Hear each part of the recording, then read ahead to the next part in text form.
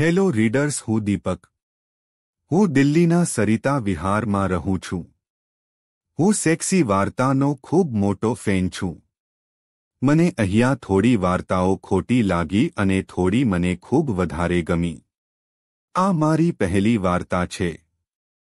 મને આશા છે કે તમને લોકોને એ ખૂબ ગમશે. હું તમને મારા વિશે જણાવી દઉં. મારું નામ દીપક છે અને હું સરિતા વિહારમાં રહું છું. મારી ઊંચાઈ 5.9 ફૂટ છે.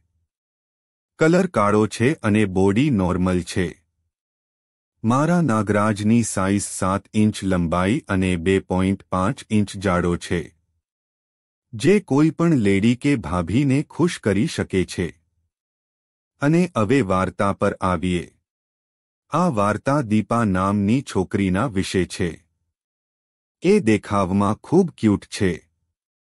એનો રંગ ફેયર છે અને એની ઊંચાઈ 5.4 ફૂટ છે. એનું ફિગર તો કમાલનું છે. એટલું સમજી લો કે જે કોઈ પણ એને એક વખત જોઈ લે એનો નાગરાજ આપમેળે ઊભો થઈને એને સલામી ઠોકશે. અને જેનો ઊભો થાય નહીં એ સમજી લો કે નામર્દ છે. હું દીપાની ગોળ પર ફિદા છું અને એ જ્યારે ચાલે છે ત્યારે એની ગોળ ખૂબ વધારે કરીને આજુબાજુ હલે છે. હું એની હલનારી ગોળ જોઈને પાગલ થઈ જાઉં છું. એવું લાગે છે કે જાણે ઉપરવાળાએ એને ખૂબ ફુરસ્તથી બનાવી છે. ખૂબ ખૂબસૂરત છે. એ એક સપનાના પરી જેવી સુંદર અને સેક્સી છે. આ વાત ઓક્ટોબર મહિનાની છે. ત્યારે હું મારા અંકલના ઘરે ગયો હતો ફેસ્ટિવલની સિઝનમાં. ત્યાં મારી મુલાકાત દીપા સાથે થઈ. એ મારા અંકલના પાડોશીની દીકરી છે.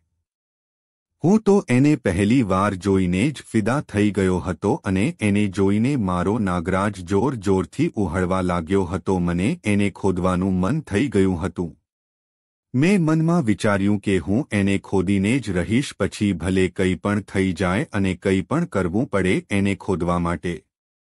હું જ્યારે પણ દીપાને જોતો હતો ત્યારે મને એને ખોદવાનું મન થઈ જતું હતું. મેં ખૂબ પ્લાન વિચાર્યો પણ કંઈ પણ સમજાતું નહોતું. કારણ કે ફેસ્ટિવલ સિઝન હોવાને કારણે ઘરમાં ખૂબ લોકો આવ્યા હતા. અને ઘરમાં આટલા બધા લોકોની વચ્ચે એને ખોદવી અરે ચોળવી છું હાથ લગાડવું પણ ખૂબ મુશ્કેલ હતું. એ જ્યારે પણ આવતી હતી ત્યારે મારી સાથે વાત કરતી હતી અને મજાક મસ્તી પણ કરતી હતી. અમે ધીરે ધીરે નજીકના મિત્ર બનતા ગયા. અમે અમારી વચ્ચે બધી વાતો શેર કરવા લાગ્યા હતા. હું ધીરે ધીરે એના તરફ ખૂબ એટ્રેક્ટ થવા લાગ્યો હતો. એ પણ મને ખૂબ ભાવ દેતી હતી. હું એને ચોળવા માટે પાગલ બની ગયો હતો પણ મારી પાસે એને કંઈ પણ કહેવાની હિંમત થતી હતી નહીં. આખરે એક દિવસ જ્યારે બધા સૂતા હતા હું હિંમત કરીને એના ઘરે ગયો. કારણ કે મને ખબર હતી કે એના ઘરે પણ બધા લોકો સૂતેલા હશે. મેં એના ઘરનો દરવાજો વગાડ્યો અને થોડી વાર ઊભો રહ્યો. થોડી વાર પછી એને દરવાજો ખોલ્યો. એ આજે અલગ લગતી હતી. એને વ્હાઇટ કલરનું ટોપ પહેર્યું હતું અને નીચે મિની સ્કર્ટ પહેરી હતી. મારો નાગરાજ તો એને જોઈને ફટાફટ ઊભો થઈ ગયો હતો. એ દિવસે એકદમ હટકે લાગતી હતી. અને જાણે કે સેક્સની દેવી જેવી લગતી હતી.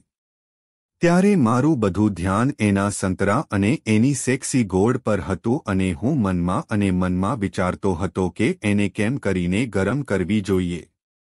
એમ તો જ્યારે મારા અંકલના ઘરે આવતી ત્યારે મને અહીં તહીં કંઈ પણ કારણ કાઢીને ટચ કરીને હિન્ટ કરતી હતી. અને હું તો કહેતી હતી કે એક ફ્રેન્ડની જેમ મારી સાથે મજાક કરે છે. હું એટલું તો કરી જ શકું છું તારી સાથે, હું મિત્ર સાથે મજાક મસ્તી તો કરી જ શકું. અને આ જ એક કારણ હતું કે હું એને ખોદવા માંગતો હતો.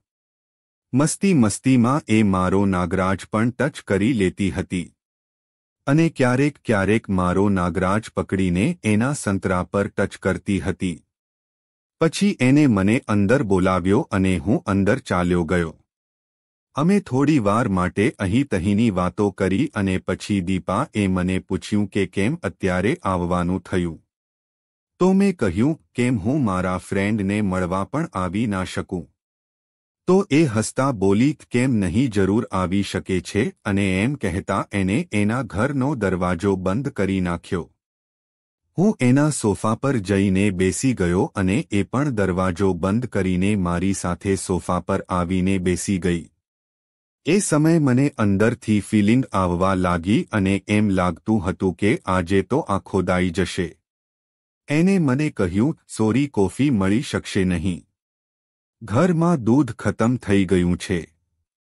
તો મેં એને મજાકમાં કહ્યું આ શું વાત થઈ? તારી પાસે તો બે મિલ્કની ડેરી છે. તો એને પૂછ્યું કે ક્યાં છે? મેં એના સંતરા પાસે ઇશારો કર્યો. તો એ બોલી તું ખૂબ નોટી છે. પણ આ દૂધ કોફી બનવા માટે નથી.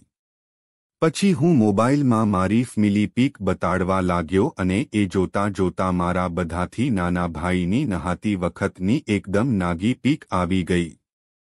એ ફક્ત 1 વર્ષનો હતો. તો દીપા બોલી જો તારી પણ આવી જ એક પીક કાઢીએ તો. મેં કહ્યું કે જો તારે જોવું હોય તો મારી પાસે વિડિયો છે મારો. એ વિડિયોમાં હું મૂઠ મારતો હતો. એ ફટાફટ બોલી અચ્છા તો બતાડને મને. એ મારી પાછળ લાગી ગઈ. અને પછી હું એને વિડિયો બતાડવા લાગ્યો. અને ત્યાં સુધી મારો નાગરાજ ઊભો થઈ ગયો હતો અને સલામ કરી રહ્યો હતો. હવે એ પણ કદાચ ગરમ થઈ ગઈ હતી. એ ખૂબ ધ્યાનથી વિડિયો જોઈ રહી હતી. પછી એ અચાનક બોલી એ તારી વિડિયો નથી. તો મેં કહ્યું તો પોતે જોઈ લે અને કન્ફર્મ કરી નાખ. એને મારી પેન્ટ ઉપરથી મારો નાગરાજ પકડી લીધો અને મસળવા લાગી. મેં પણ એને પકડી લીધી અને લિપ કિસ કરવા લાગ્યો. હવે અમે બંને ખૂબ ગરમ થઈ ગયા હતા. એ મારા પેન્ટની ઉપરથી જ નાગરાજ પકડીને જોર-જોરથી મસળવા લાગી. અને હું એના લિપ્સને ખૂબ જોર-જોરથી ચૂસી રહ્યો હતો. પછી મેં એના ટોપના ઉપરથી જ એના સંતરા દબાવવા માંડ્યા અને એ પણ ખૂબ જોર-જોરથી. ત્યારે એ લિપ્સ અલગ કરીને બોલી કે જરા ધીરે દબાવને. મને દર્દ થાય છે. પછી મેં એના પેટ પર, ગરદન પર, હિપ્સ પર અને એના શરીરના બધા ભાગ પર કિસ કરી અને હિપ્સ પર હાથ ફેરવવા લાગ્યો. પછી મેં એનું ટોપ કાઢી નાખ્યું અને બ્રાની ઉપરથી એના સંતરા ચૂસવા લાગ્યો. અને એ હજી પણ મારો નાગરાજ દબાવતી હતી. પછી મેં એને સોફા પર સુવડાવી દીધી અને એના ઉપર ચઢી ગયો અને એના આખા ફેસ પર અને નેક પર અને સંતરા પર પાગલની જેમ કિસ કરવા લાગ્યો. એ પણ મને સારી રીતે અને મજા કરીને સાથ આપતી હતી. એ બોલી ચાલ બેડરૂમમાં જઈએ. હવે અમે લોકો બેડરૂમમાં આવી ગયા અને ત્યાં જઈને મેં ફટાફટ એના બધા કપડાં કાઢી નાખ્યા. હવે એના શરીર પર ફક્ત પેન્ટી હતી. એને પણ મારા બધા કપડાં કાઢી નાખ્યા. અમે લોકો બેડ પર સૂઈ ગયા અને એ મારી નીચે હતી અને હું એના ઉપર હતો. હું એના સંતરા દબાવવા લાગ્યો અને એના નિપલ મારા મોંમાં લઈને સક કરવા લાગ્યો. એને પણ મજા આવતી હતી અને એ એન્જોય કરતી હતી. એ મસ્ત થઈ ગઈ હતી અને ધીરે ધીરે બોલતી હતી કે સક્કર આહા ઉન્ન પ્લીઝ જોરથી સક્કર મને ખૂબ મજા આવે છે મારા રાજા આહ ઇહી આહ ઉન્ન યસ ઓછ યસ આહ જોરથી હજી પણ જોરથી મને ખૂબ જ મજા આવે છે પ્લીઝ જોરથી કર મને. એ મારું માથું એના સંતરા પર દબાવતી હતી અને મારી પીઠ પર એના નાક ઘૂસડતી હતી. મેં એની પેન્ટી પણ કાઢી નાખી અને જોયું કે એના ગુફા પર એક પણ વાળ હતો નહીં. એની મસ્ત ગુલાબી અને સેક્સી ગુફા એકદમ ક્લીન શેવ હતી. કદાચ એને પણ તૈયારી કરી લીધી હતી ખોદાવાની. એના પિંક કલરના ગુફાએ મને પાગલ કરી નાખ્યો હતો. એના ગોરા ગોરા રંગની વચ્ચે એક પાતળી લાઇનવાળી એની પિંક ગુફા શું કહું યારો મારા મોંમાંથી તો એકદમ એને જોઈને લાળ ટપકવા માંડી. મને મારા પર કંટ્રોલ થતો ન હતો. મેં એની ગુફાને ચાટવાનું ચાલુ કરી નાખ્યું અને જ્યારે મેં એની ગુફા પર મારી જીભ રાખી એને તો જાણે કે કરંટ લાગ્યો અને કહેવા લાગી ચૂસ, ખૂબ જોરથી ચૂસ, હજી જોરથી ચૂસ મારી અને હું એની ગુફા ચાટવા લાગ્યો અને એ મજા કરવા લાગી. એ મારું માથું એની ગુફામાં દબાવતી હતી અને એના એક હાથથી એના સંતરા દબાવવા લાગી અને ઉહળવા લાગી. પછી મેં એને એક લીપ કિસ કરી અને એના સંતરા દબાવીને એના સાઈડમાં સૂઈ ગયો. એ વિના પાણીની માછલીની જેમ તડપતી હતી અને મને પૂરો સાથ આપતી હતી. અમને બંને લોકોને ખૂબ મજા આવતી હતી. ત્યારે એને કહ્યું કે એને આજે પહેલી વાર આટલી બધી મજા આવી છે અને ફટાફટ મારો નાગરાજ પકડીને હલાવવા લાગી. મેં કહ્યું કે ખાલી હલાવીશ કે ચૂસીશ પણ? એ મારી સામે જોઈને હસી અને ગપ કરીને મારો નાગરાજ મોંમાં લઈ લીધો અને ખૂબ જોરથી ચૂસવા લાગી ગઈ. મેં પણ એનું માથું પકડ્યું અને એના મોંને ખોદવા લાગ્યો. પછી મેં એની ગુફામાં મારી એક આંગળી નાખી અને અંદર બહાર કરવા લાગ્યો અને એ મૌન કરવા લાગી ગઈ. હો આહ ઇહ યેસ યેહ, હજી પણ જોરથી કર, અજજ ઓહ યા ઓછ યેસ, ફક મી પ્લીઝ, મને ખૂબ મજા આવે છે, પ્લીઝ હજી જોરથી કર, યેસ ઓહ યેસ. અને એને એકદમથી પાણી કાઢી નાખ્યું. પછી એ બોલી કે હવે રહેવાતું નથી મારાથી, એક સેકન્ડ પણ પ્લીઝ હવે નાખી દેને રાજા. મેં પણ મોડું ના કર્યું અને મારો નાગરાજ એની ગુફા પર રાખ્યો અને ઘસવા લાગ્યો અને એ તડપી ગઈ અને પોતે મારો નાગરાજ પકડીને એની ગુફા પર ઘસવા લાગી ગઈ અને પછી જોરથી દબાવવા લાગી ગઈ. મેં પણ આ બધું જોઈને મારો નાગરાજ એની ગુફામાં નાખી દીધો અને એક વખત ખૂબ જોરથી ચીસ પાડીને બોલી, અજ્જ ઓહ ઇન, ખૂબ દર્દ થાય છે રાજા, પ્લીઝ કાઢ એને બહાર, હું મરી જઈશ, પ્લીઝ બહાર કાઢ, મને ખૂબ બરે છે. હું થોડી વાર થંભી ગયો અને એને કિસ કરવા લાગ્યો. પછી મેં નીચે જોયું તો એની ગુફામાંથી લોહી નીકળતું હતું. હવે એ વર્જિન રહી હતી નહીં. મને ખૂબ ગર્વ થયો મારી ઉપર કે મેં આજે એક વર્જિનને એક ઓરત બનાવી નાખી. હવે થોડી વાર પછી એનું દર્દ થોડું ઓછું થયું. એને ધીરે નીચેથી એની કમર હલાવવાનું ચાલુ કર્યું અને હું સમજી ગયો કે હવે એ એકદમ તૈયાર થઈ ગઈ છે અને મેં મારો 7 ઇંચનો નાગરાજ આંખોને આંખો એની ગુફામાં ઘુસાડી નાખ્યો.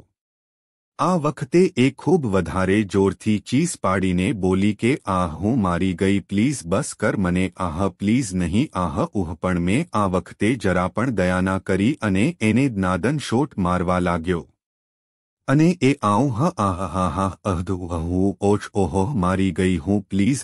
અમારા બંનેના અવાજથી આખો રૂમ ગુંજી ઉઠ્યો અને અમે બંને મજામાં ખોદાઈ કરતા હતા. મેં પોઝિશન ચેન્જ કરી અને એને ઘોડી બનાવી. પછી મેં એના પાછળ જઈને એની ગુફામાં મારો નાગરાજ ઘુસાવ્યો. એ મજામાં ફક મી યેસ હુજ ફોમ ઓહ યેસ સસ ફક મી હાર્ડ, ખોદ મને રાજા, જોરથી ખોદ, ખૂબ જોરથી ખોદ મને અને મને રાંડી બનાવી દે રાજા, પ્લીઝ, એવા અવાજ કાઢવા લાગી. અત્યાર સુધી એને 3 વખત પાણી કાઢી નાખ્યું પણ મારું નીકળવાનું હજી બાકી હતું. મેં એને 45 મિનિટ ખીદી અને પછી એના ગુફામાં મારું પાણી કાઢી નાખ્યું. હું ખૂબ થાકીને હાંફતો હતો અને એની પાસે પડી ગયો.